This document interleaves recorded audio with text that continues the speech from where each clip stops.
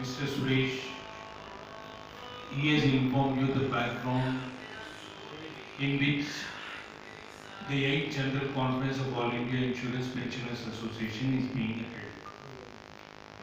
In brief, he has also communicated what are the issues that are confronting the insurance pensioners today, which are going to have a major discussion in the conference. Apart from them, there are three issues on which we want to have an elaborate discussion and draw up certain programs of action. Number one, we feel that the government decision to go for LIC IPO was wrong, and now the events have proved that. Basically for two reasons, because LIC Act 1956 envisages that LIC would act as a trust and the government is the trustee, because it invested 5 crores of equity capital, and today when we have assets worth 41 lakh crore of rupees, there was not a single additional paisa that was given by the government. So for any business organization, for its expansion and its growth, it is the owner who pumps in the capital. But here the policy holders have provided the risk capital. So we feel that it is the policy holders who are the real owners of LIC and not the government of India.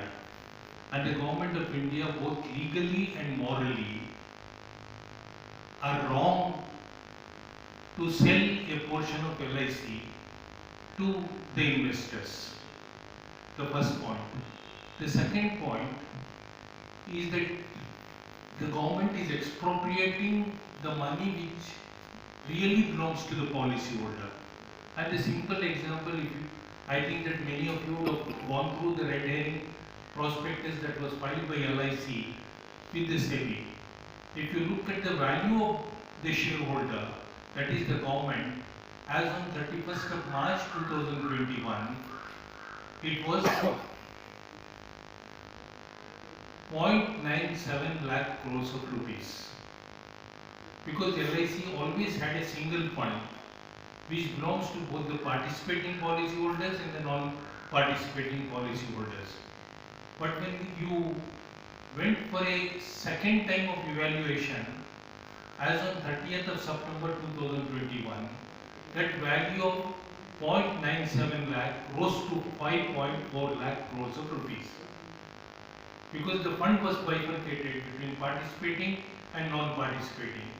And the government said, instead of distributing 95% of the surplus that is generated by the LIC to the policyholder, it will distribute only 90% to the policyholder, and all profits that come from non-participating policies will go to the government. That is how the value of the shareholding of the government increase. And we feel that is the money which belongs to the policyholder. It should have gone to the policyholder, and the government has no right to expropriate that money.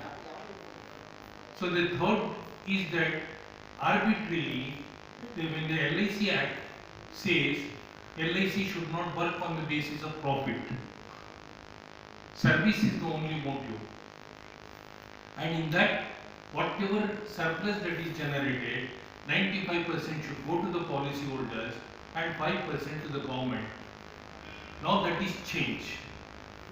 So we feel that the government is acting unjustly and immorally by taking away the rights of the policyholders. And secondly, see, if you look at it, the government says we have valued LIC as the international foreign companies are being valued, forgetting the fact that there are 4 life insurance companies which are in the market today. Those companies are being valued at a multiplication factor ranging from 2.7 to 4 times, whereas LIC has been valued at 1.1 times. So deliberately the value of LIC has been undervalued, and more importantly, LIC is the largest real estate owner after railways in our country, and the value of that real estate is not taken into consideration, which means that the wealth which has been created by the policyholders is being given to a few shareholders in the country.